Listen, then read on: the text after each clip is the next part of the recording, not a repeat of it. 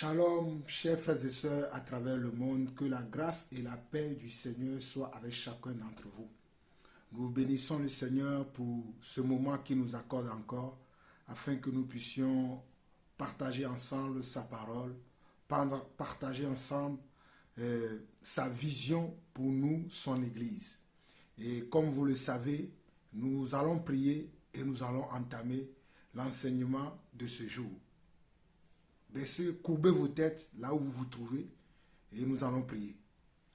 Éternel notre Dieu, nous te bénissons, nous te glorifions. Nous te disons encore merci. Merci pour le souffle de vie. Merci pour la bonne santé. Merci pour le manger et le boire. Merci pour nos va-et-vient. Merci pour nos entrées et nos sorties, Papa. Éternel notre Dieu, durant toutes ces choses quotidiennes que nous faisons, toi, tu es là toujours avec nous. Tu nous protèges, tu nous gardes et surtout, tu nous gardes contre nos ennemis. Contre, Seigneur Dieu, tous ceux qui veulent notre chute, Papa. Éternel notre Dieu, tu pourvois à tous nos besoins afin que nous soyons, Seigneur Dieu, dans la joie et dans la paix. Père, nous ne pouvons jamais oublier que sans toi, nous ne sommes rien et que nous ne pouvons rien non plus, Papa. Père, merci parce que tu es là dans nos vies. Merci parce que tu produis la vie dans nos vies. Tu produis l'amour dans nos vies. Tu produis la paix dans nos vies. Tu produis la joie dans nos vies. Malgré les difficultés, malgré les épreuves, malgré, Seigneur Dieu, oh Papa, les oppositions, toi, tu es là dans nos vies. Tu es là dans nos foyers. Tu es là dans nos maisons. Tu es là dans tout ce que nous entreprenons. Nous voulons te dire merci, Papa. Et nous te demandons aussi, Seigneur Dieu, que tu nous encourages à persévérer, Seigneur Dieu, dans tes voies, à persévérer dans ta parole, à apprendre à t'écouter, Papa. Surtout, nous avons besoin d'apprendre à t'écouter, à t'imiter, à t'égaler, Papa, puisque nous sommes tes enfants et que c'est ton esprit qui vit en nous. Si nous vivons, ce n'est plus nous qui vivons, mais c'est toi, notre Seigneur et notre Dieu, qui vit en nous.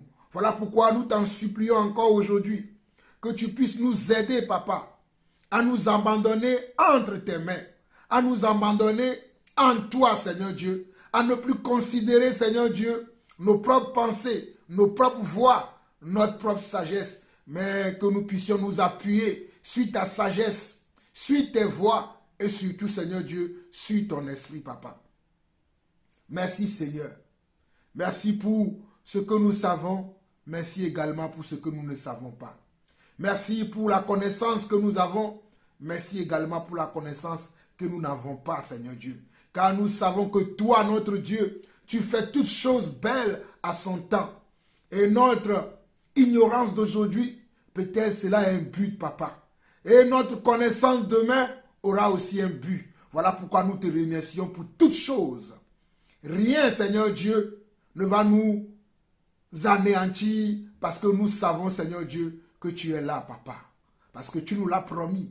Et tu te manifestes tous les jours dans chaque domaine de notre vie et nous en sommes fiers, Papa.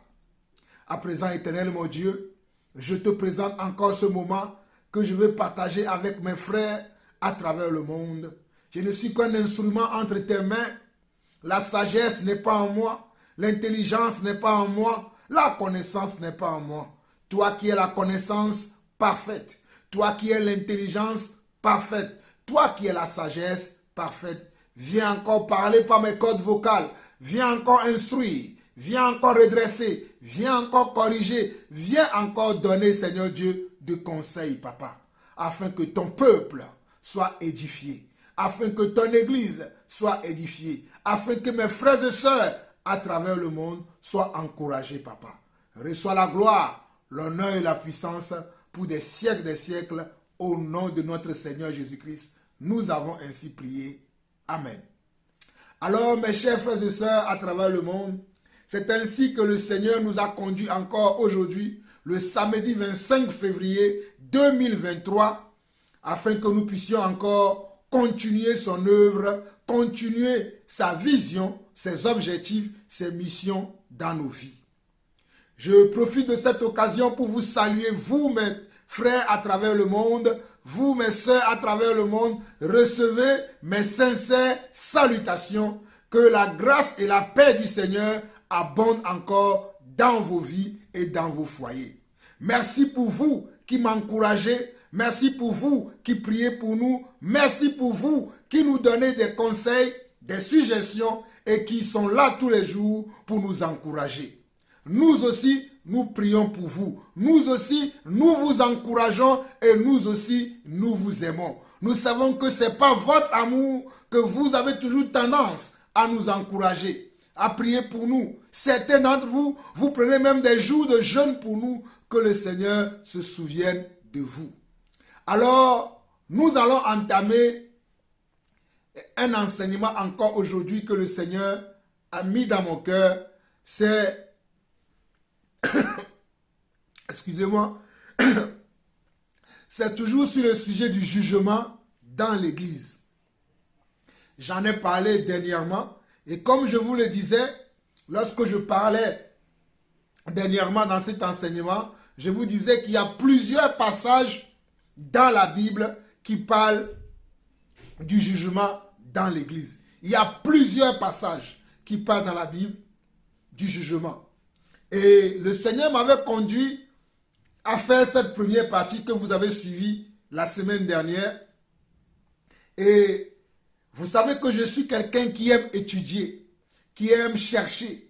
Et en étudiant encore sur le sujet, pour approfondir mes connaissances personnelles, pour approfondir mon intelligence spirituelle, je suis tombé sur quelques versets que j'ai trouvé par Google et que j'ai médité et j'aimerais partager cela encore avec vous aujourd'hui afin de clôturer ce sujet qui est le jugement dans l'Église. J'aimerais clôturer aujourd'hui ce sujet qui est le jugement dans l'Église afin que nous puissions continuer notre enseignement sur l'Église véritable et nous allons aborder le livre de Actes chapitre 10. Nous étions dans Actes chapitre 9 la dernière fois, avant que le Seigneur nous interrompe et nous permette que nous puissions étudier un peu le jugement dans l'Église. Je vous signale que demain, nous allons reprendre l'enseignement sur l'Église véritable et nous allons voir Actes chapitre 10. Ceux qui sont inspirés peuvent déjà commencer à méditer ce passage dans le livre des Actes des Apôtres, que moi j'appelle le livre des Actes de l'Esprit ou le livre des Actes de l'Église. Le livre des Actes des Apôtres, c'est le livre des Actes de l'Église ou le livre des Actes de l'Esprit. Mais aujourd'hui, nous allons parler du jugement dans l'Église et ce sera la dernière fois que nous allons en parler aujourd'hui. Aujourd'hui, permettez-moi, je ne vais pas utiliser la Bible, mais je vais utiliser ma petite tablette parce que quand j'ai fait ma recherche sur le sujet, j'ai gardé en mémoire de ma tablette ces passages-là que je vais vous lire. Cela me permet également de ne pas utiliser mes lunettes parce que j'ai agrandi les caractères et c'est parfait pour moi. Donc soyez bénis. Donc nous allons commencer par Exode chapitre 18 et nous allons lire du verset 13 au verset 16. Exode chapitre 18, verset 13 au verset 16. La parole du Seigneur déclare dans ce passage: le lendemain, Moïse s'assit pour juger le peuple, et le peuple se tint devant lui depuis le matin jusqu'au soir. Regardez, le lendemain, Moïse s'assit pour juger le peuple, et le peuple se tint devant lui depuis le matin jusqu'au soir. Le beau-père de Moïse vit tout ce qu'il faisait pour le peuple et il dit: que fais-tu là avec ce peuple? Pourquoi sièges-tu seul et tout le peuple se tient devant toi depuis le matin jusqu'au soir? Moïse répondit à son beau-père: c'est que le peuple vient à moi pour consulter Dieu. C'est que le peuple vient à moi pour consulter Dieu. C'est que le peuple vient à moi pour consulter Dieu. Mes chers frères et sœurs, dans ce passage, nous voyons le prophète Moïse. Nous voyons le serviteur de Dieu, Moïse. Celui qui a commencé à bâtir le tabernacle de Dieu. Celui qui a commencé à bâtir l'église. Et c'est à lui que le Seigneur a permis de pouvoir redresser son peuple, de pouvoir diriger son peuple, de pouvoir conduire son peuple. C'est lui qui était le leader de ce peuple, c'est lui qui était le conducteur spirituel de ce peuple-là. Voilà pourquoi, lorsque le peuple avait des conflits, avait des querelles, avait des différends, avait des questionnements, il venait voir Moïse, celui qui était leur leader, celui qui était leur responsable en quelques mots. Même s'il y avait Dieu qui était le grand responsable de Moïse et de ce peuple-là, le peuple néanmoins savait que Moïse était celui qui devait les conduire, était celui qui devait les diriger, était celui qui devait leur montrer la voie du Seigneur. Voilà pourquoi lorsqu'ils avaient des querelles, des différends, des soucis, ils venaient voir Moïse. Voilà pourquoi dans ce passage, on nous dit le lendemain, Exode 18, verset 13 à 16, le lendemain, Moïse s'assit pour juger le peuple. Moïse s'assoit pour faire quoi? Pour juger le peuple de Dieu. Moïse ne s'était pas assis pour faire des commérages. Moïse ne s'est pas assis pour se divertir. Moïse ne s'est pas assis pour raconter des histoires. Mais il était assis pour écouter le peuple et pour pouvoir les juger. La Bible déclare bien, la parole dit ici que il s'asseyait du matin jusqu'au soir. Waouh! Moïse s'asseyait du matin jusqu'au soir pour juger le peuple. Le lendemain, Moïse s'assit pour juger le peuple et le peuple se tint devant lui depuis le matin jusqu'au soir. Le beau-père de Moïse vit tout ce qu'il faisait pour le peuple et il dit, que fais-tu là avec ce peuple? Pendant que Moïse jugeait le peuple, il a reçu la visite de son beau-père. Et Moïse a reçu la visite de son beau-père. Et son beau-père va le voir en nation, en train de juger une foule nombreuse, en train de juger un peuple nombreux, en étant tout seul. En étant tout seul pour juger comment? Un peuple qui était nombreux. Voilà pourquoi cela durait du matin jusqu'au soir. Et le beau-père va lui dire, pourquoi sièges-tu tout seul? Pourquoi sièges-tu seul et tout le peuple se tient devant toi, depuis le matin jusqu'au soir? Moïse répondit à son beau-père, c'est que le peuple vient à moi pour consulter Dieu. Il donne l'explication à son beau-père. Il dit à son beau-père, c'est parce que le peuple vient à moi pour consulter Dieu. Voilà pourquoi je m'assois, pour pouvoir leur parler de Dieu, pour pouvoir leur dire que dans telle situation, Dieu vous préconisera de faire ceci. Dans tel cas, Dieu vous préconisera d'agir de telle sorte. Dans telle situation, Dieu vous conseillera de faire de telle manière.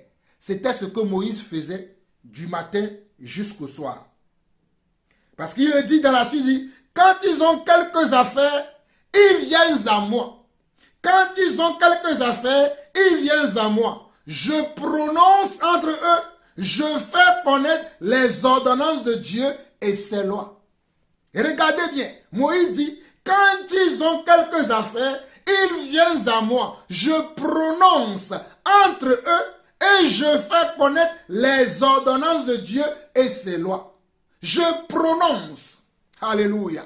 Je prononce entre eux et je fais connaître les ordonnances de Dieu et ses lois. Prononcer entre eux veut dire les départager. Prononcer entre eux veut dire les comment. Dis à celui-là, toi tu as tort et celui-là a raison. Et dans telle situation, il faudrait mieux faire ceci ou il vaudrait mieux faire cela. C'est ce que Moïse faisait. Regardez bien, l'écriture est claire. Quand ils ont quelques affaires, ils viennent à moi. Je prononce entre eux. Je prononce entre eux et je fais connaître les ordonnances de Dieu et ses lois. Et je leur fais connaître les ordonnances de Dieu et ses lois. Puisque Moïse était habité par l'Esprit de Dieu. Lorsque le peuple venait le consulter, Moïse leur faisait connaître les voies, les lois, les commandements, les ordonnances de Dieu. Et en même temps, il pouvait comment les départager s'il y avait un différend entre eux, s'il y avait un problème entre eux, s'il y avait une malcompréhension entre eux, s'il y avait des querelles entre eux, s'il y avait des conflits entre eux, Moïse jugeait aussi ces affaires-là. Mes chers frères, vous allez me demander pourquoi le frère insiste. Aujourd'hui, j'entends beaucoup de frères dire, on ne doit pas juger. J'entends beaucoup de frères, même des prédicateurs. Je dis bien, même des prédicateurs, pour moi qui ne sont pas des prédicateurs, mais qui se considèrent comme des prédicateurs, qui disent qu'on ne doit pas juger. En tout cas, je ne sais pas quel livre, quelle Bible, ou quel Seigneur eux ils ont rencontré, mais le Seigneur que nous avons rencontré nous permet de juger. Nous permet de siéger au milieu de l'église et de pouvoir traiter les différentes querelles qu'il peut y avoir dans l'église, de pouvoir traiter les différentes affaires qui peuvent arriver dans l'église. Nous pouvons prononcer aussi comment notre façon de voir ces situations-là. Nous pouvons dire ce que nous pensons de ces situations. Nous pouvons donner des interprétations selon les cas que nous retrouvons dans l'église. C'est ça que nous appelons le jugement. Mais j'entends généralement aujourd'hui, ne jugez pas, ne faites pas ceci. Le jugement appartient à Dieu. Le jugement n'appartient pas aux hommes. Mais est-ce que Moïse était Dieu? Moïse qui dit ici qu'il prononce entre eux, était-il Dieu? Moïse était-il Dieu lorsque le peuple venait le voir? Et si vous lisez la suite de ce passage, vous allez voir que le beau-père de Moïse a dit à Moïse, tu vas te fatiguer tout seul en faisant ce travail. C'est noble, c'est gratifiant, c'est encourageant ce que tu fais. Mais si tu continues à le faire tout seul, tu vas te fatiguer, tu vas même en mourir. Il vaudrait mieux que tu trouves d'autres personnes parmi le peuple qui connaissent les lois de l'Éternel, qui connaissent les ordonnances de Dieu, que tu vas appeler à t'aider dans ce travail et qu'on ne vienne te voir que pour les cas qui sont très difficiles, que ces personnes-là n'ont pas pu trouver des solutions. Je dis bien dans ce passage des Exode 18, le beau-père de Moïse, qui est venu de mendiant, va proposer à Moïse, va conseiller à Moïse. Il n'est pas bon que tu sois seul à exercer le jugement parmi le peuple. Il n'est pas du tout bon, ni pour toi-même, ni pour le peuple, que tu sois seul à exercer cela. Mais il va falloir que tu trouves parmi le peuple des personnes capables. Quand on dit des personnes capables, c'est des personnes qui ont comment? Une sagesse renouvelée, qui ont une intelligence renouvelée, qui ont une connaissance des lois, des ordonnances, des préceptes de Dieu et qui vont s'asseoir et lorsqu'ils vont parler, ils vont parler selon la connaissance qu'ils ont du Seigneur. Voilà le conseil que le beau-père de Moïse avait donné à Moïse et Moïse l'a écouté. Moïse l'a écouté et Moïse a choisi des hommes qui l'aidaient. Il a choisi des hommes, oui, il a fait des hommes chefs de 50, chefs de 100, chefs de 1000. Je dis bien, Moïse a écouté les conseils de son beau-père. Il a compris que tout seul, il ne pourra pas. Donc Moïse, après avoir écouté les conseils de son beau-père, il va choisir des chefs de 50, de 100 et de 1000 afin qu'ils puissent les aider, ou bien afin qu'ils puissent l'aider dans ce travail de prononcer des affaires entre le peuple. Nous continuons, nous allons lire un autre passage. Nous allons lire 1 Samuel 7, verset 15 qui dit ceci. 1 Samuel 7, verset 15. 1 Samuel 7, verset 15 dit, Samuel fut juge en Israël pendant toute sa vie. Samuel, le prophète Samuel, fut juge en Israël pendant toute sa vie. Pendant toute la vie terrestre de Samuel, il était juge en Israël. Un juge fait quoi? Un juge est quelqu'un qui est législateur, c'est-à-dire c'est quelqu'un qui va diriger ou bien qui va coordonner un peuple, ou bien qui va coordonner une situation donnée, ou bien qui va régler, qui va amener à une conscience équilibrée, une bonne conscience, une bonne action lors d'un événement, d'une situation, d'un problème donné ou dans les cas de différents entre des gens. Voilà le travail que fait un juge. Là, je veux utiliser les mots simples. Voilà, je veux utiliser les mots simples. Moi qui vous parle, j'ai fait le droit. J'ai fait 3 types de droits. J'ai fait le droit des affaires. J'ai fait le droit, on va dire, j'ai fait le droit de la vie commune, de la vie en général. Et j'ai fait également le droit fiscal. J'ai dit, j'ai fait 3 types de droits. Le droit des affaires, le droit en général, comme on dit, nul n'est censé connaître la loi, je l'ai fait. Et j'ai fait aussi le droit fiscal parce que je suis dans la comptabilité. Donc je sais de quoi je parle. Quand je parle de jugement, je sais de quoi je parle. On doit juger, mais tel n'est pas le cas. Continuons. Je ne vais pas rester sur ce cas, mais continuons. Il dit, Samuel fut juge pendant toute sa vie lorsqu'il était en Israël.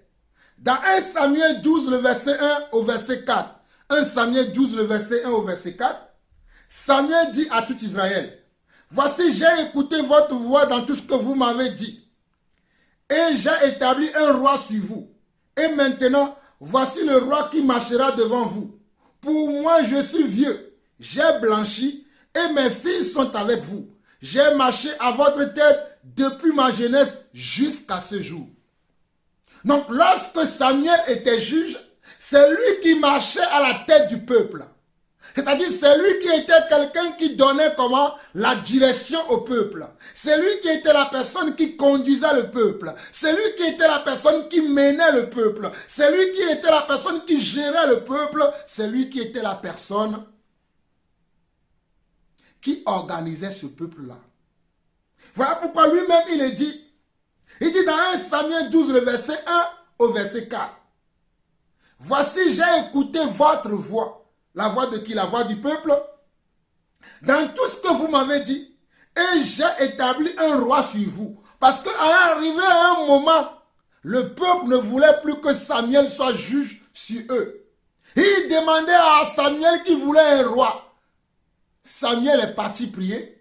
Et Dieu lui a dit, si le peuple là ne veut plus que toi, tu puisses venir leur parler, les diriger, c'est parce qu'ils m'ont rejeté. Et c'est parce qu'ils ne veulent pas. Donc, donne-leur ce qu'ils veulent. Donne-leur ce qu'ils veulent. Voici ce que Dieu avait dit à Samuel. On n'a pas le temps de voir tous ces passages, mais je vous résume ça. Samuel, lorsque le peuple le rejetait, Samuel est parti prier et Dieu lui a dit, si ce peuple-là ne veut plus de toi, c'est de moi qu'il ne veut plus. S'ils veulent un roi, donnons-leur un roi. Voici comment le peuple d'Israël va être conduit après par les rois. Parce qu'avant, le peuple était conduit par qui? Par un prophète. Par qui? Par un prophète, c'est-à-dire par un représentant de Dieu. c'était Moïse qui avait commencé. Après Moïse, il y avait Josué. Après Josué, il y avait les juges. Et après les juges, il y avait les rois. Et après aujourd'hui, c'est le Seigneur Jésus lui-même qui nous conduit. Mais le Seigneur Jésus nous conduit, mais il nous conduit au travers des 5 ministères qu'il a placés dans l'Église. Il a placé 5 ministères dans l'Église qui sont le ministère d'apôtres, de prophètes, d'évangélistes, de pasteurs et d'enseignants de la parole de Dieu ou de docteurs. Ce sont ces ministères-là, ce sont ces 5 ministères-là qui sont les juges du peuple aujourd'hui. Mais pourquoi vous ne voulez pas que ces 5 ministères-là soient des juges? Et en dehors de ces 5 ministères, de la même manière que Moïse avait choisi des hommes capables, des hommes saints d'esprit pour pouvoir l'aider dans cette tâche, il n'y a pas que ces 5 ministères-là qui peuvent juger aujourd'hui dans l'Église. Toute personne qui a le Saint-Esprit en lui peut régler un différend entre un frère et une sœur. Mais nous allons en venir tout à l'heure. Je vais finir ce que Samuel nous révèle ici.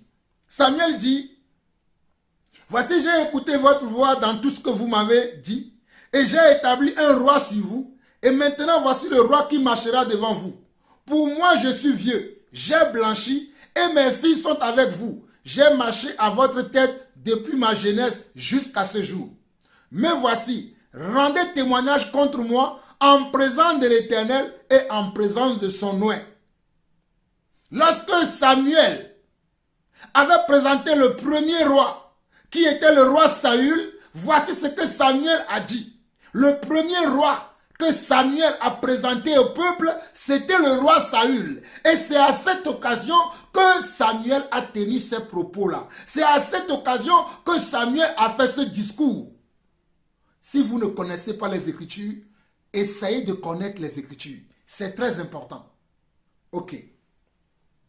Il dit, j'ai marché à votre tête depuis ma jeunesse jusqu'à ce jour. Mais voici, rendez témoignage contre moi en présence de l'Éternel et en présence de son oint.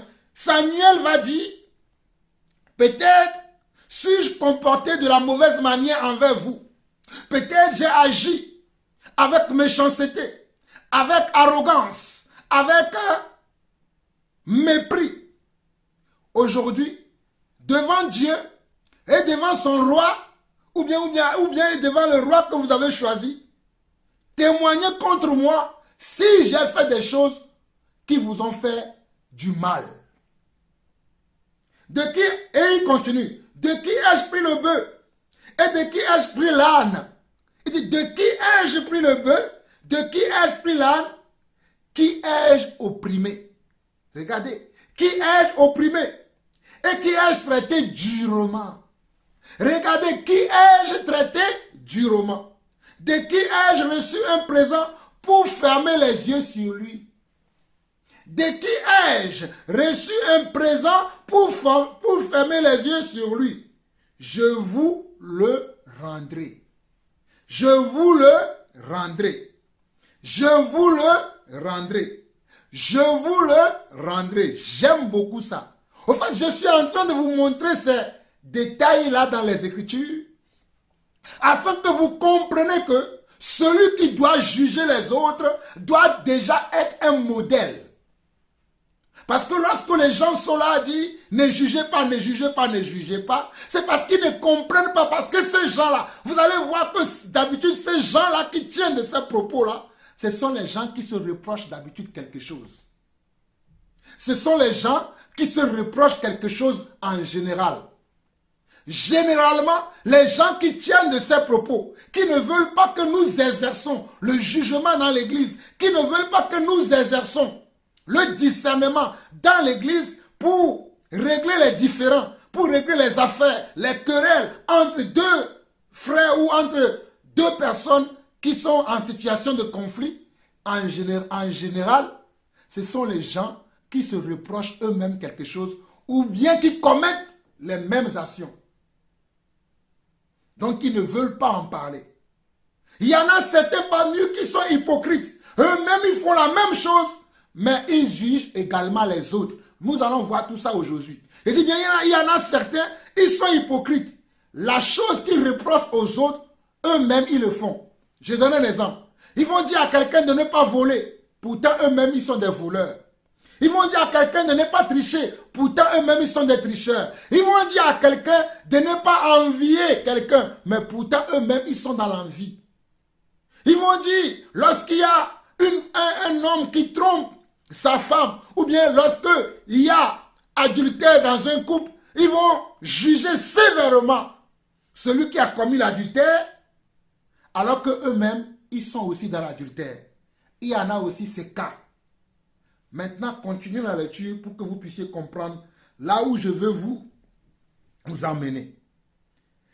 Samuel disait, de qui ai-je pris le bœuf et de qui ai-je pris l'âne? Qui ai-je opprimé? Qui ai-je traité durement? De qui ai-je reçu un présent pour fermer les yeux sur lui? Je vous le rendrai. Je vous le rendrai. Parce que je veux être un juge qui est juste. Je veux être un juge qui est juste. Je veux être quelqu'un qui ne vous a pas fait du tort. Lorsqu'on veut rendre justice, le but ce n'est pas faire du tort. Le but c'est de ne pas faire du tort à celui ou au protagoniste. Le but de rendre un jugement dans une affaire, c'est de pouvoir apaiser les gens. C'est de pouvoir amener la paix. Le but, c'est pour ça.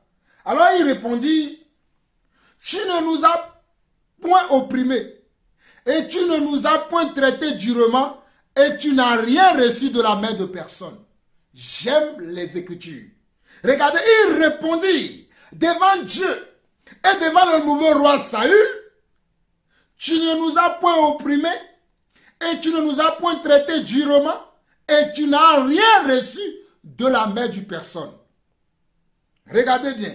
Il répondit, tu ne nous as point opprimés et tu ne nous as point traités durement et tu n'as rien reçu de la main de personne. Ça veut dire que Samuel était un bon juge.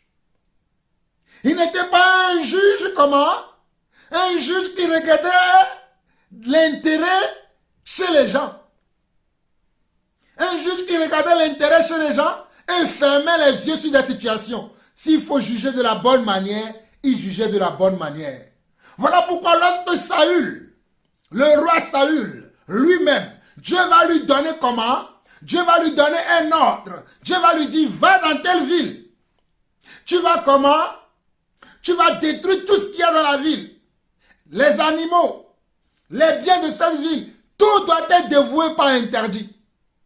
Mais lorsque Saül va aller dans la ville, il va détruire les choses dans cette ville-là, que ce soit les hommes et femmes et tout ce que les gens possédaient dans la ville, mais il va en épargner quelques bœufs gras, quelques animaux qui sont bien gras, quelques richesses de cette ville-là, il va les épargner et va les ramener chez lui. Mais ça, le prophète Samuel va aller le voir. Waouh, j'aimais ce prophète-là. Et je l'aime encore. Le prophète Samuel va aller le voir. Il va lui dire, Saül, est-ce que c'est ce que Dieu t'a dit? Dieu ne t'a-t-il pas dit que lorsque tu iras dans cette ville-là, ce que je suis en train de dire, vous le trouverez dans 1 Samuel chapitre 15. Nous n'avons pas le temps, vous allez lire vous-même. Moi, j'ai déjà la connaissance de ces choses. Allez dans 1 Samuel chapitre 15, l'histoire que je suis en train de vous raconter, vous allez le trouver là-dedans avec plus de détails. Moi, je fais un petit résumé pour que vous puissiez comprendre qu'il y a eu des juges. Depuis que le monde fut le monde, il y a toujours eu des juges. Depuis que le monde est appelé le monde, il y a toujours eu des juges. Que ce soit spirituellement ou que ce soit également dans le monde, il y a toujours eu des juges. Il y a eu des bons juges, il y a eu des mauvais juges. Il y a eu des juges selon Dieu, il y a eu des juges selon la chair, selon les intérêts des gens.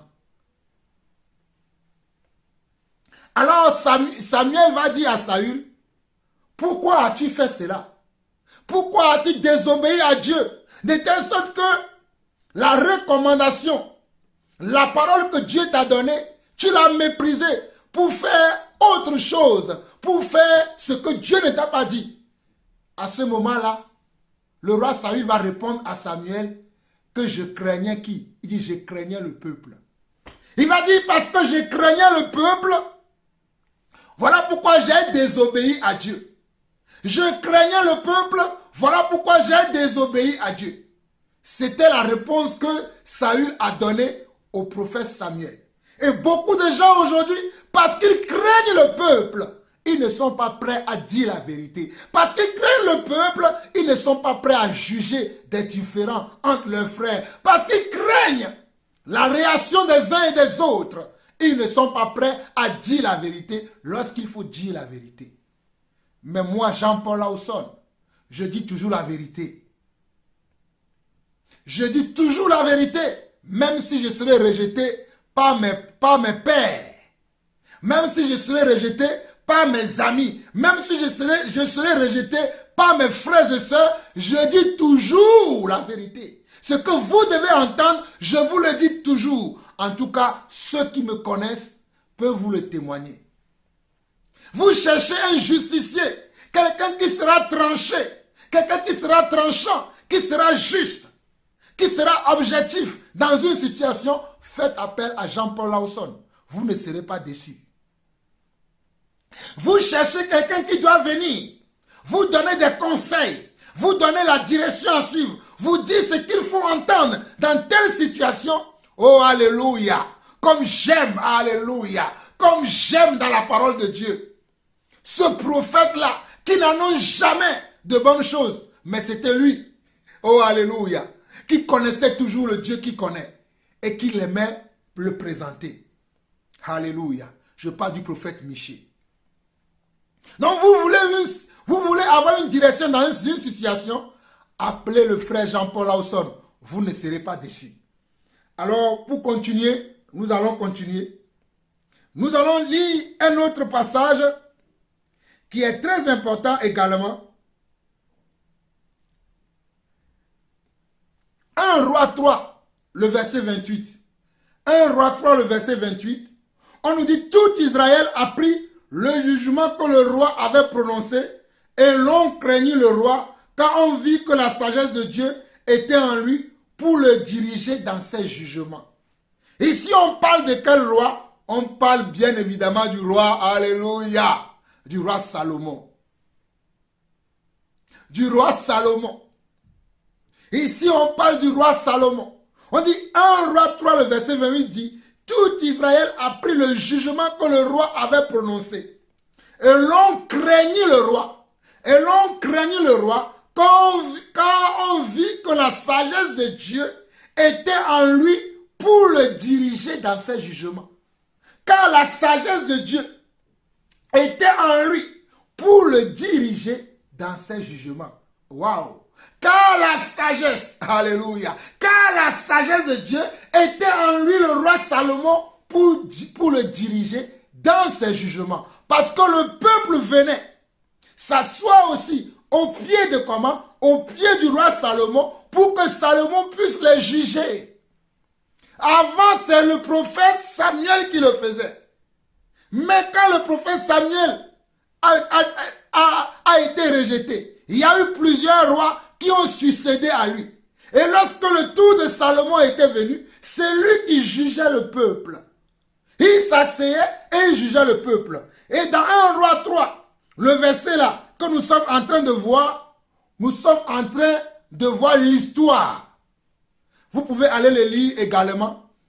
Si vous aimez la Bible, vous pouvez aller lire cette histoire intégralement dans le livre de 1 Roi et dans le livre de 1 Chronique.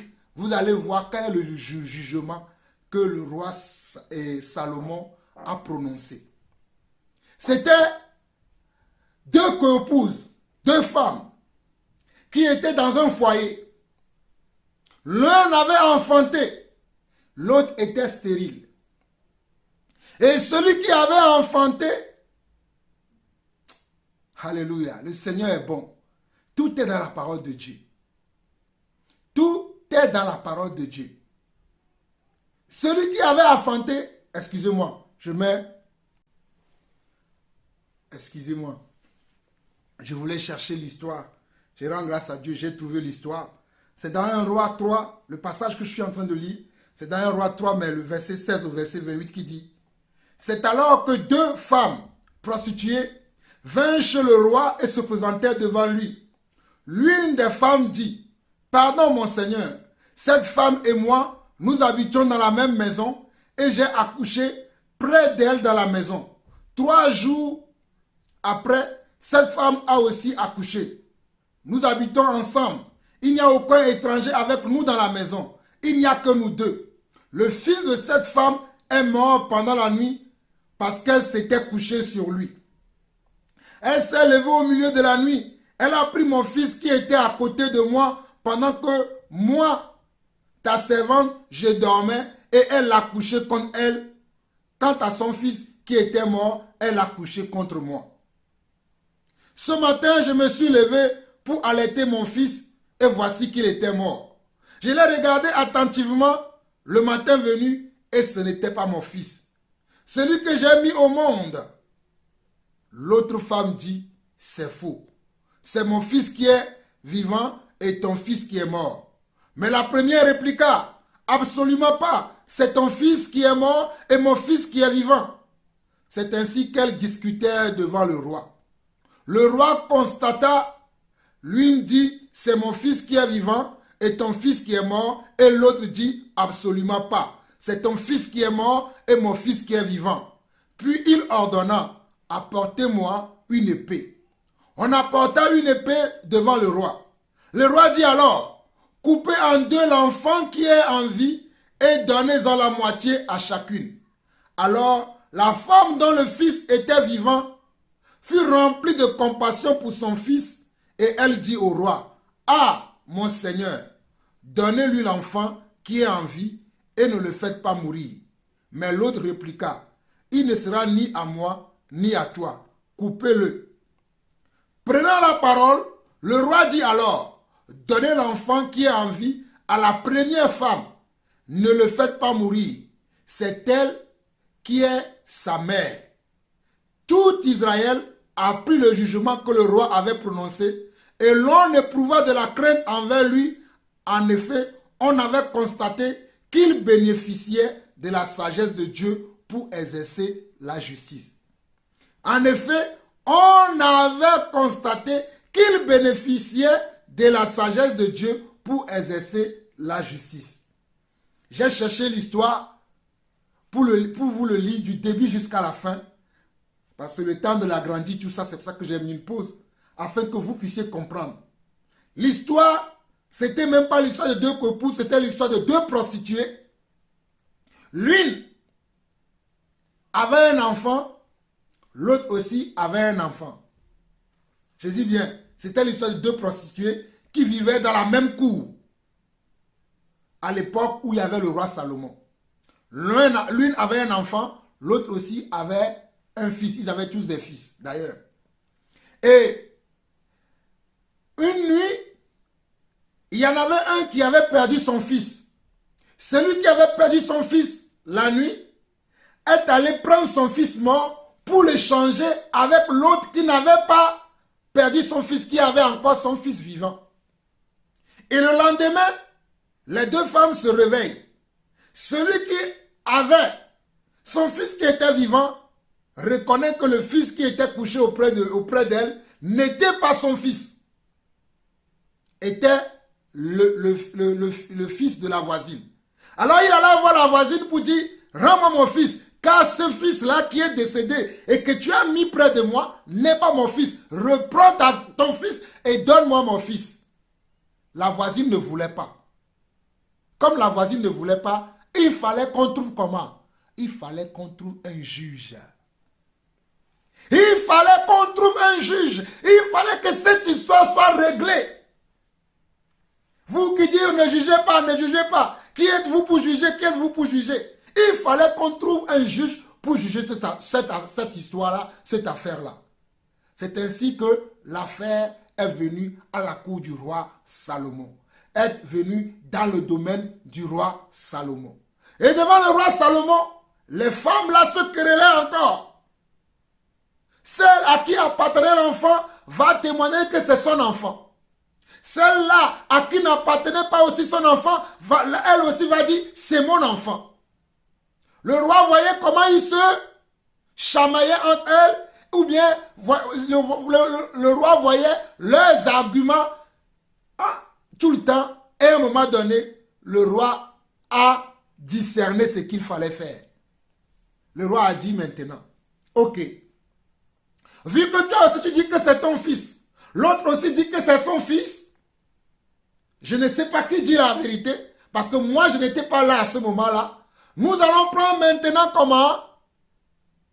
Une épée, nous allons diviser l'enfant en deux, et chacun va en prendre une partie, puisque je ne sais pas c'est celui à qui appartient l'enfant. Chacun va en prendre une partie. Mais le roi savait ce qu'il disait.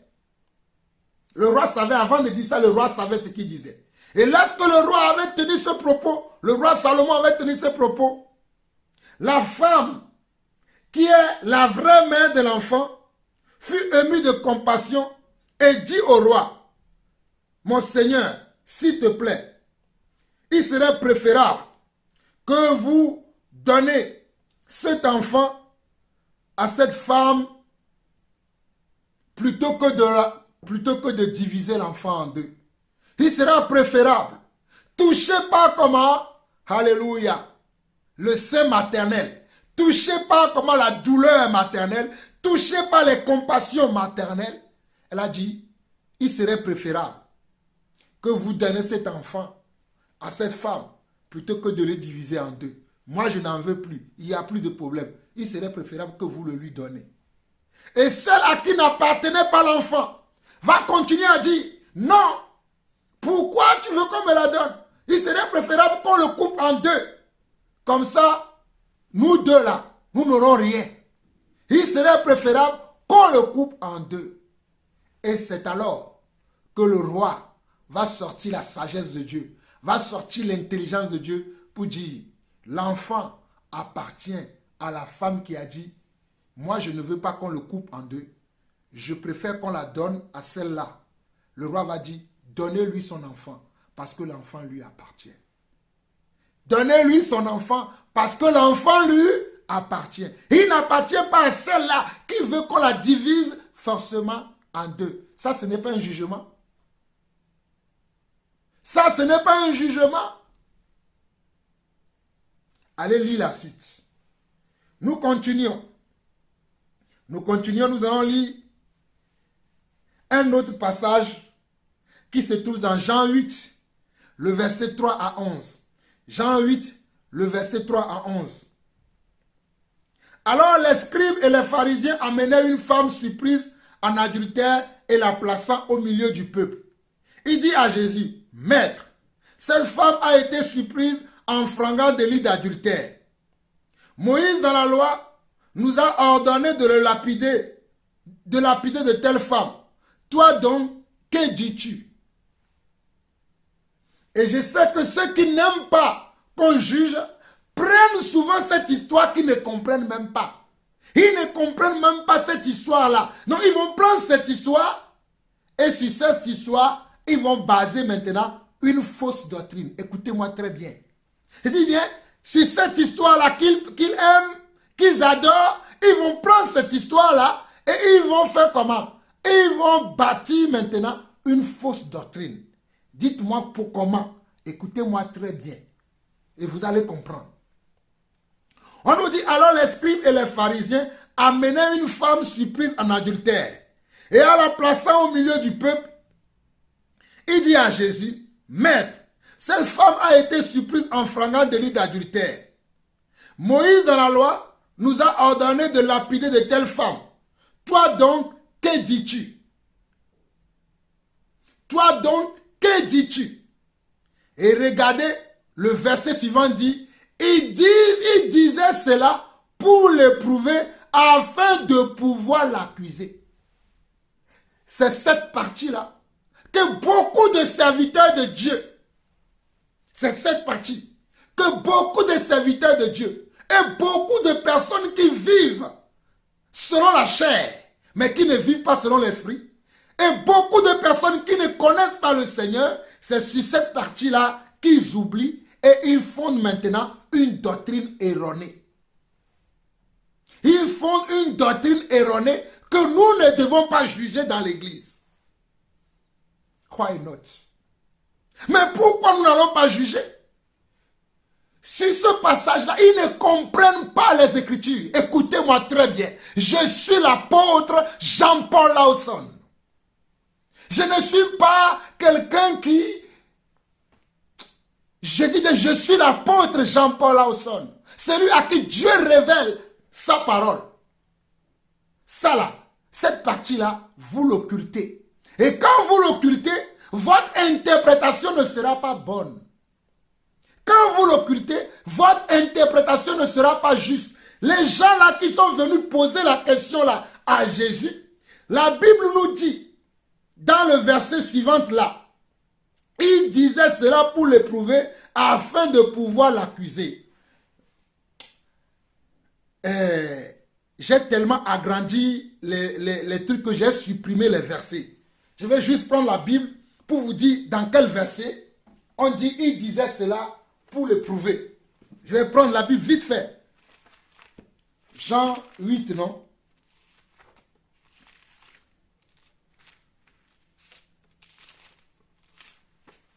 C'est très important que vous compreniez les Écritures. Si vous ne comprenez pas les Écritures, vous allez faire des dégâts dans la vie des gens. Dans Jean 8, oui, c'était le verset, je vais vous dire ça tout de suite.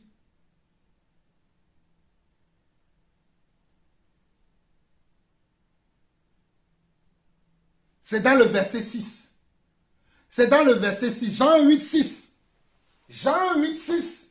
Il disait cela pour l'éprouver afin de pouvoir l'accuser.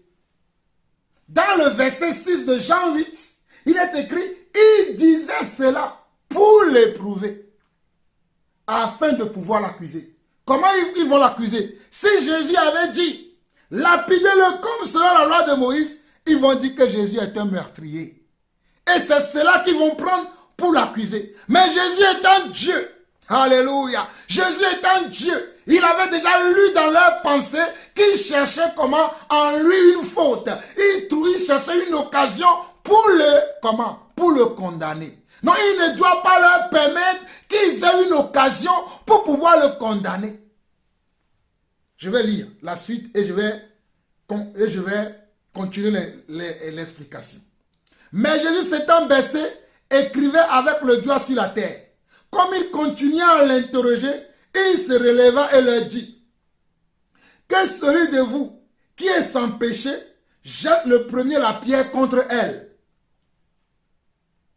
Que celui de vous qui est sans péché, jette le premier la pierre contre elle.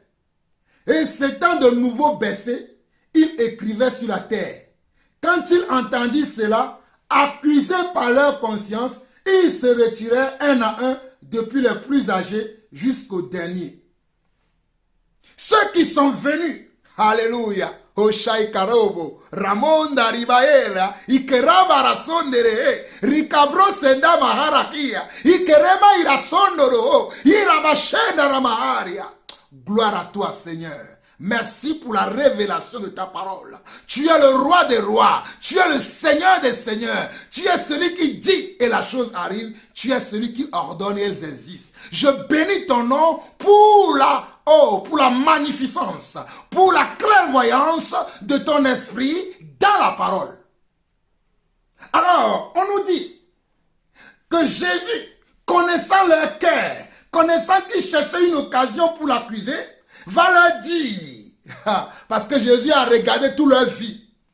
Comme je vous disais tantôt, qu'il y a des hypocrites, qu'eux-mêmes ils vont être dans le même péché, mais lorsqu'il y aura quelqu'un dans le péché, ils vont traiter la personne sévèrement. Pourtant eux-mêmes ils sont dans le même péché, pourtant eux-mêmes ils commettent les mêmes choses. C'était le cas ici. Jésus avait fait un scanner de leur vie. Jésus avait fait un scanner de leur vie. Puisqu'ils sont venus pour éprouver Jésus, Jésus a fait un scanner de leur vie. Et Jésus va leur dire que celui qui n'a jamais péché là, lui jette la première pierre. Que celui qui n'a jamais péché là, lui jette comment? La première pierre. Mais pourtant, ils sont venus pour que Jésus lui dise, maintenant lapidons-le. Et après, ils vont pouvoir se retourner et dire que Jésus a dit qu'on lapide une femme. Jésus était un homme très intelligent, était un homme très sage, était un homme qui connaît la pensée de l'homme. Avant même que la parole ne sorte de la bouche de l'homme, Jésus va faire un scanner de leur vie et va leur dire que celui qui n'a jamais péché lui jette la première pierre. Et la Bible va nous dire que et s'étant de nouveau baissé, il écrivait sur la terre. Quand il entendit cela, accusés par leur conscience, ils se retiraient un à un, depuis les plus âgés jusqu'au dernier. Ils se retiraient un à un, depuis les plus âgés jusqu'au dernier. Et Jésus resta seul avec la femme qui était là au milieu. Et Jésus resta seul avec la femme qui était là au milieu. Je vais faire une petite pause ici et vous dire quelque chose. Si cette femme-là avait été amenée devant les pharisiens, elle serait lapidée. Mais c'est parce qu'ils étaient venus devant le Seigneur Jésus-Christ pour pouvoir trouver une occasion pour l'accuser. Et le Seigneur ne voulait pas leur donner une occasion pour l'accuser. Ce qui a été le salut de cette femme. Alléluia. Ce qui a été le salut de cette femme. Car Jésus-Christ, alléluia, ikareba, mandore, irabaya rahandereheria, kirobo ya shandara makoria. Oh, shairabaha. Jésus-Christ a été le salut de cette femme. Lorsqu'ils étaient venus, Jésus, qui est venu pour nous donner la vie, alléluia, il a donné la vie premièrement à cette femme. Il a donné la vie premièrement à cette femme pour que nous puissions savoir qu'il est celui qui donne la vie. Oh, Jésus a fait plusieurs choses au travers de cette épreuve que ces hommes ont manigancé contre lui. Jésus a fait plusieurs choses. Nous n'avons pas le temps pour détailler tout cela. Mais Dieu me permettra, je reviendrai parce qu'il y a beaucoup de révélations que le Seigneur m'a données au travers de cette histoire. Continuons. Et je vais finir cette histoire en vous révélant cette chose-là. Alors s'étant relevé, et ne voyant plus que la femme, Jésus dit, femme, où sont ceux qui t'accusaient? Jésus dit, femme, où sont ceux qui t'accusaient? Personne n'était-il condamné? Personne n'était-il condamné? Cela veut dire que Jésus savait que cette femme-là devait être condamnée. Jésus savait pertinemment que cette femme-là devait être condamnée. Il mérite d'être condamné. Mais les gens qui l'ont amené devant Jésus, ils l'ont amené dans le but de ne pas accuser la femme, mais d'accuser Jésus. C'est-à-dire, ils voulaient faire d'une pierre deux coups, comme on dit dans le monde. C'est-à-dire que la femme soit condamnée, mais qu'il soit condamné par celui qui ôte le fardeau, celui qui ôte les péchés, afin qu'il puisse dire que Jésus a dit de tuer, comment? De lapider la femme, pour qu'on puisse appeler Jésus un meurtrier. Ils m'ont dit, mais ce n'est pas toi qui dis, ce n'est pas toi qui prône le pardon, ce n'est pas toi qui prône le pardon, la tolérance. Regarde ce que toi-même tu as fait. Et ils vont pouvoir l'accuser. Mais Jésus avait déjà lu dans leurs pensées. Mais Jésus savait que cette femme méritait la mort. Voilà pourquoi il lui dit, oh alléluia, où sont ceux qui t'accusaient? Personne n'était-il condamné? Elle répondit, non, Seigneur. Et Jésus lui dit, je ne te condamne pas non plus. Regardez, Jésus dit, je ne te condamne pas non plus. Va et ne pêche plus. Va et ne pêche plus. Cela veut dire que Jésus savait que selon ce péché-là, cette femme méritait la mort. Il méritait la condamnation. Il méritait la damnation. Mais comme Jésus, alléluia, est celui qui vient pour ôter le fardeau. Et comme Jésus est celui qui vient pour nous racheter de nos péchés, il a racheté cette femme. Alléluia.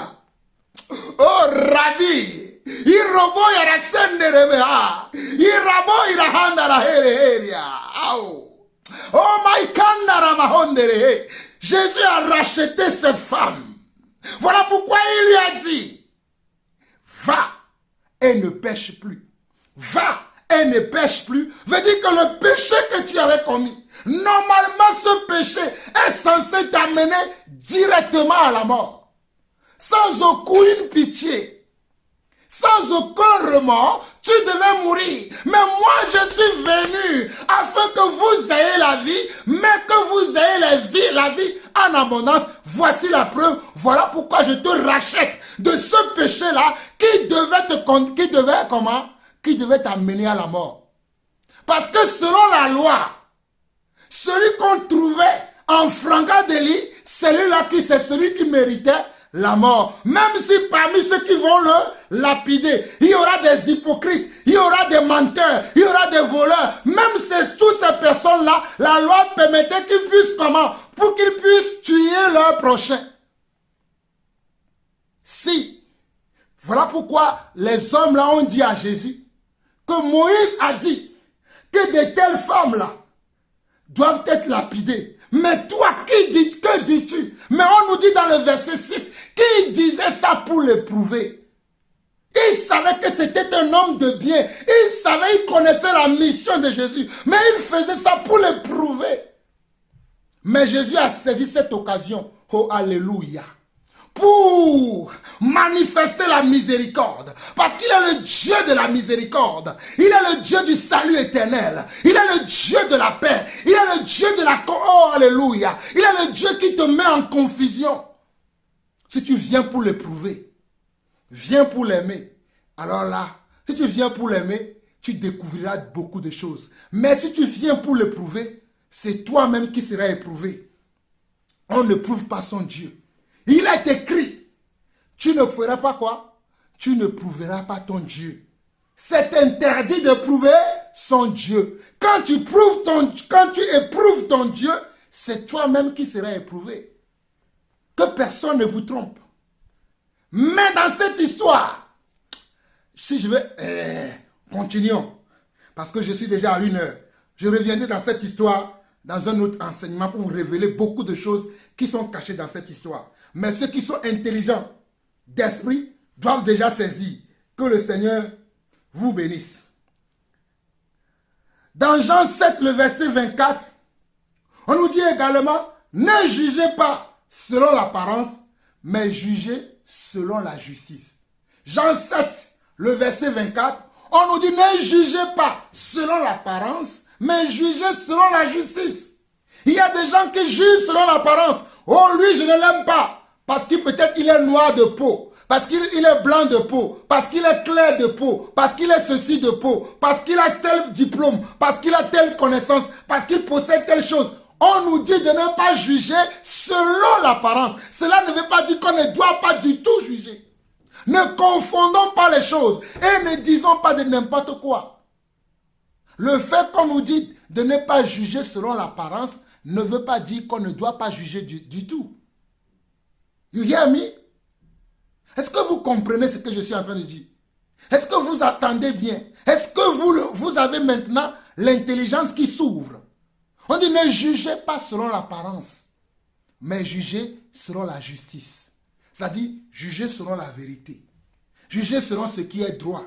Jugez selon ce qui est juste. Jugez selon ce qui est louable. Jugez selon ce qui est comment? Ce qui est sensé. Ce qui est adorable. Ce qu'on peut applaudir. Mais on ne nous dit pas de ne pas juger. On doit juger. Alléluia. Alléluia. Et le passage aussi que ces gens-là aiment beaucoup, c'est Matthieu 7, le verset 1 à 5. Je vous lis ça aussi rapidement. Matthieu 7, le verset 1 à 5. Ne jugez point afin que vous ne soyez point jugés.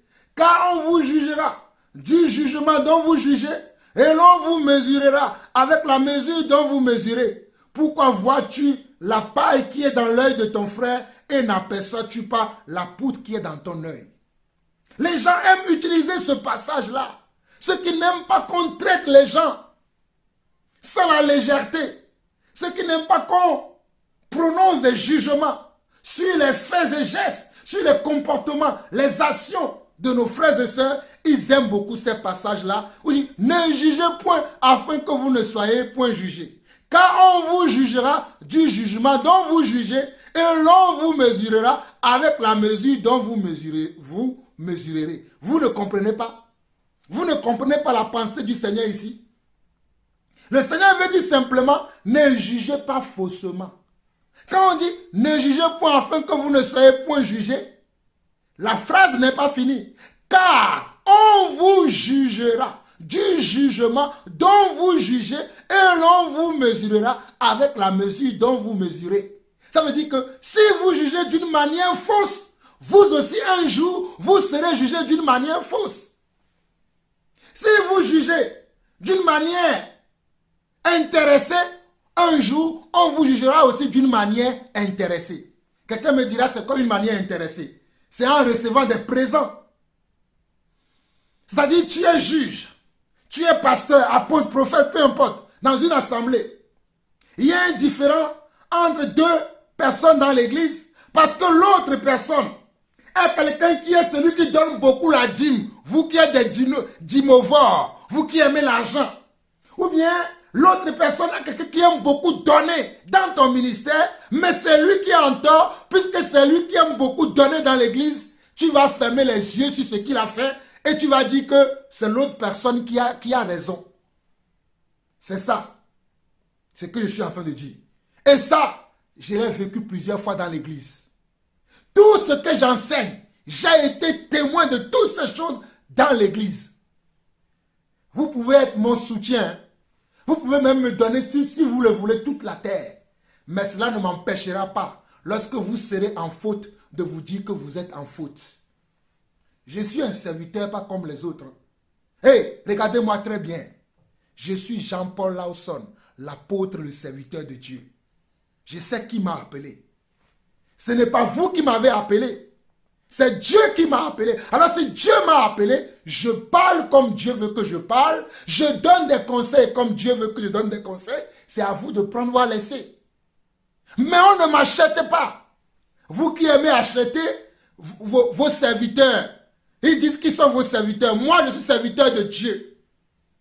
Vos serviteurs là, ceux qui vous servent là, ceux-là qui sont des passe-temps au lieu d'être des pasteurs. Mais ils sont des passe-temps. Ce ne sont pas des pasteurs. Ce ne sont pas des serviteurs. Ils sont des servantants. Écoutez-moi très bien. Ce sont des servantants. Ce ne sont pas des pasteurs. Ce sont des passe-temps et des servantants. Voilà pourquoi ils sont incapables de juger les affaires. Je vais finir le passage que j'étais en train de lire, afin que vous compreniez. Il dit, pourquoi vois-tu la paille qui est dans l'œil de ton frère et n'aperçois-tu pas la poutre qui est dans ton œil? Ou comment peux-tu dire à ton frère, laisse-moi ôter une paille de ton œil, toi qui as une poutre dans le tien? Hypocrite, ôte premièrement la poutre de ton œil, et alors tu verras comment ôter la paille de l'œil de ton frère. Vous avez vu? Voilà pourquoi je vous parlais de tout à l'heure des hypocrites. Que les hypocrites qui sont dans le péché, ce sont des gens qui n'aiment pas qu'on juge. Ou des fois, certains qui sont très audacieux, courageux entre eux, ils vont juger les autres alors qu'eux-mêmes, ils sont dans la même chose. C'est cela que Jésus est en train de dire ici, que toi là, qui veux juger les autres là, qui aime juger les autres là, n'oublie pas que de la manière dont tu juges les autres, on te jugera aussi de la même manière. Donc avant de vouloir juger l'autre, fais attention que toi-même là, tu n'as pas de problème dans cette situation-là. Tu n'as pas de problème avec les mêmes choses que tu reproches aux autres. Vous allez me dire que je raconte n'importe quoi. Allons voir ça très rapidement dans Romains chapitre 2. Romains chapitre 2. Je ne raconte pas n'importe quoi. Je parle des hypocrites. Moi, je connais les Écritures.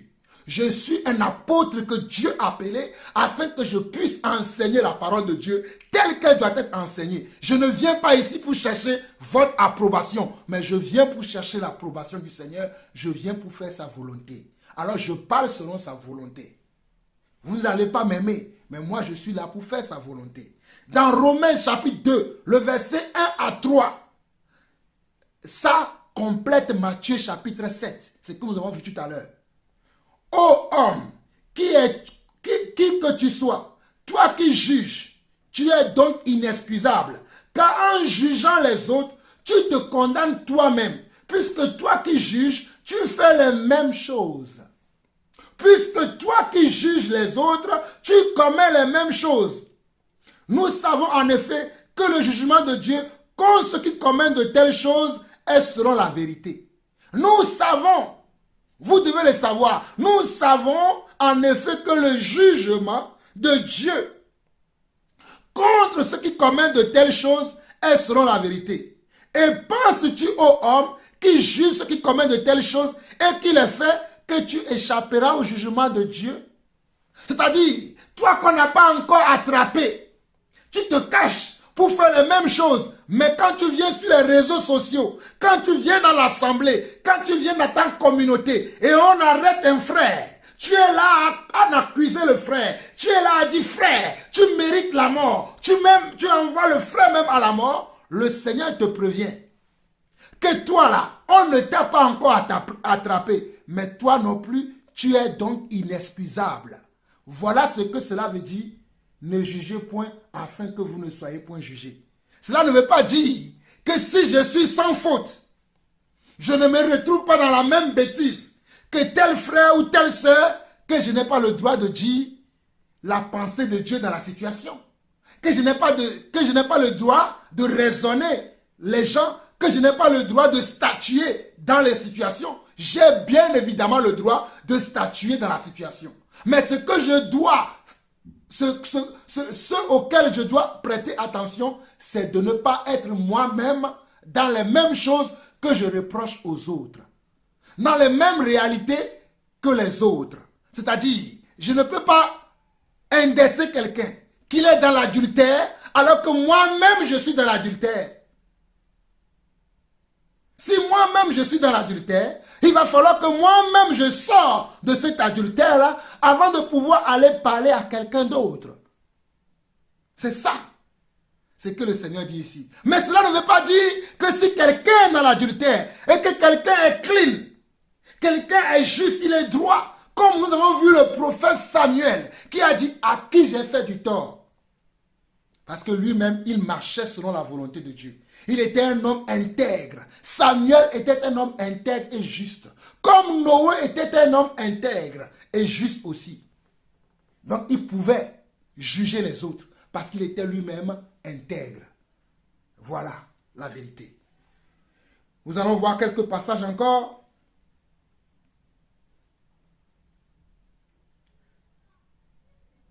Dans Jacques 2, le verset 1 à 4. Jacques 2, le verset 1 à 4. Mes frères, que votre foi en notre glorieux Seigneur Jésus-Christ soit exempte de toute acception de personne. Regardez encore.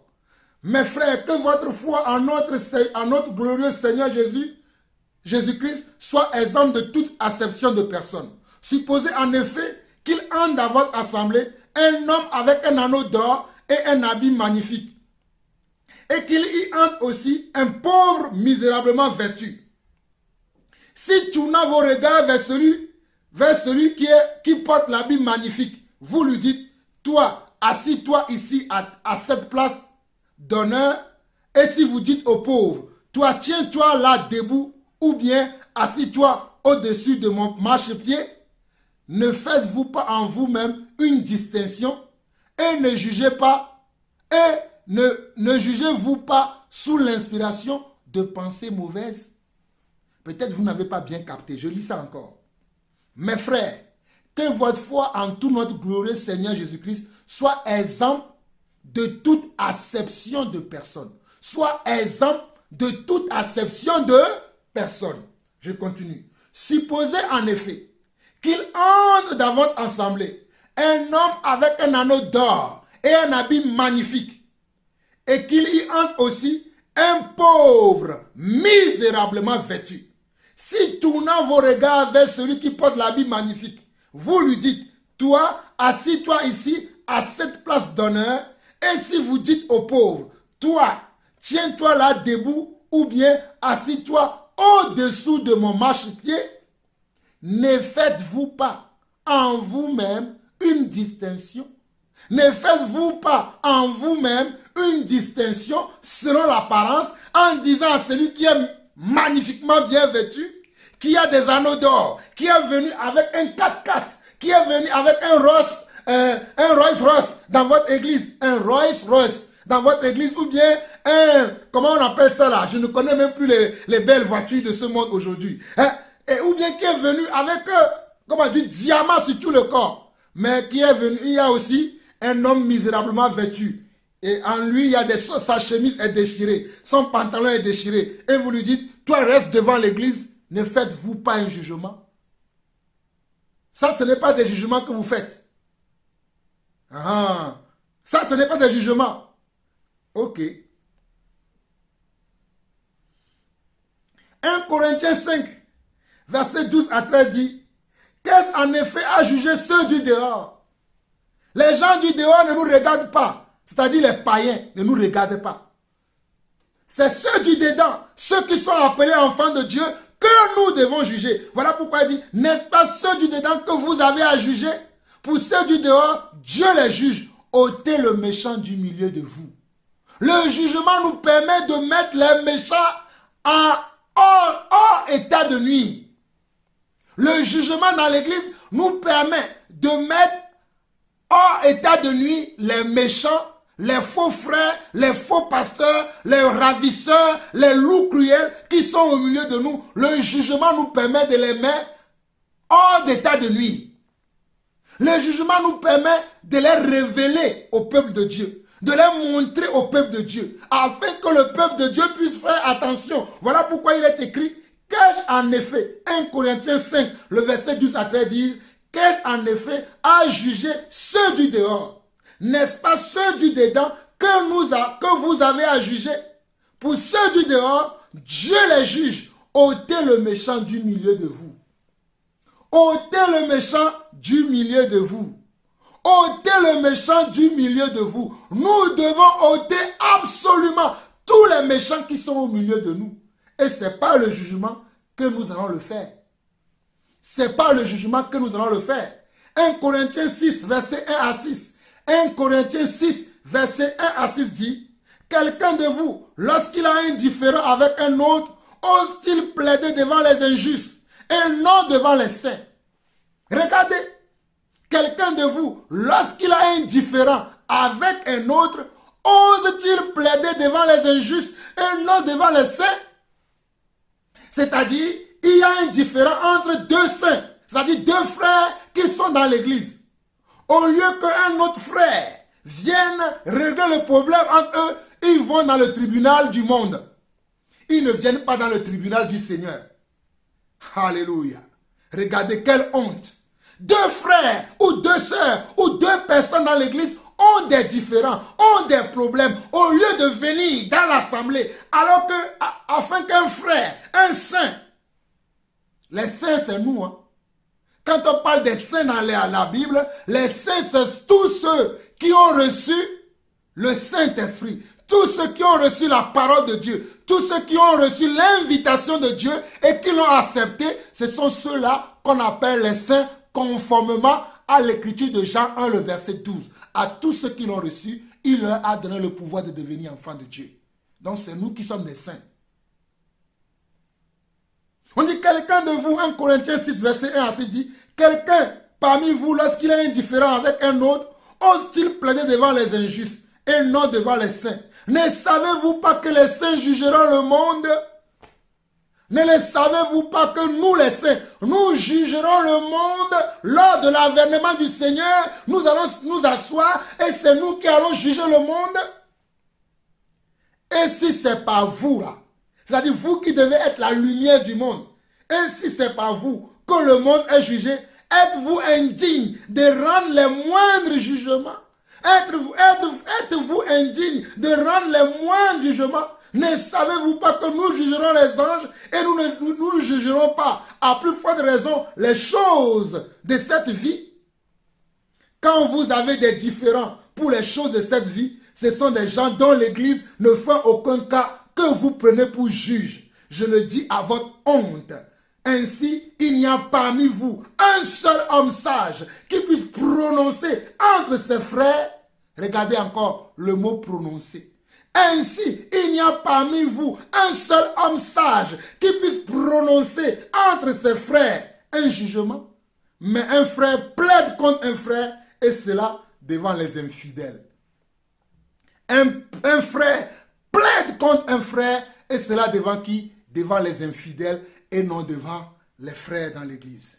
C'est devant les frères dans l'église, c'est devant les serviteurs, c'est devant les gens qui ont reçu le Saint-Esprit, les gens qui ont reçu l'amour de Dieu dans leur cœur, les gens qui ont reçu la sagesse de Dieu, les gens qui ont reçu l'intelligence de Dieu, les gens qui ont la crainte de Dieu. La crainte, je dis bien, les gens qui ont la crainte de Dieu, c'est devant eux que nous devons plaider dans l'église. C'est devant eux que nous devons amener nos affaires, nos différends, nos problèmes, nos querelles, nos discussions, nos malentendus, nos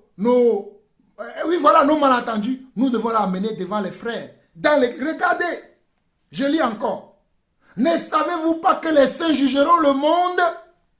Et si ce n'est pas vous que le monde est jugé, êtes-vous indigne? Vous êtes indigne de rendre les moindres jugements? L'apôtre Paul se posait cette question. Ne savez-vous pas que nous jugerons les anges? Ne savez-vous pas que nous là, les saints là, nous jugerons les anges? Et nous ne jugerons pas à plus forte raison les choses de cette vie?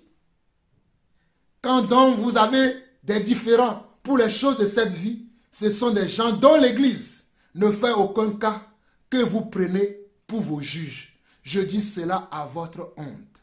Ainsi, il n'y a parmi vous un seul homme sage qui puisse prononcer entre ses frères, mais un frère plaide contre un frère et cela devant les infidèles.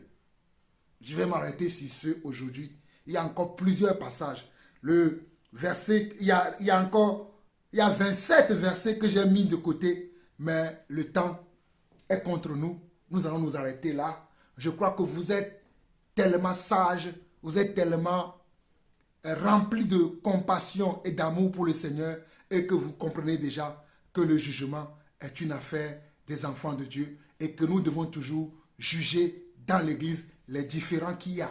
On ne peut pas laisser le mal continuer à gangréner l'église. On ne peut pas laisser le mal continuer à tyranniser les frères et sœurs. On ne peut pas continuer à laisser le mal gagner du terrain dans l'église. Nous devons ôter les méchants du milieu de nous et laisser place aux bonnes personnes au milieu de nous. Ou bien la personne qui n'a pas encore acquis cette maturité, cette sagesse, nous devons l'amener à l'avoir. Que le Seigneur vous bénisse. C'était aussi la portion de ce jour. Shalom, shalom et shalom.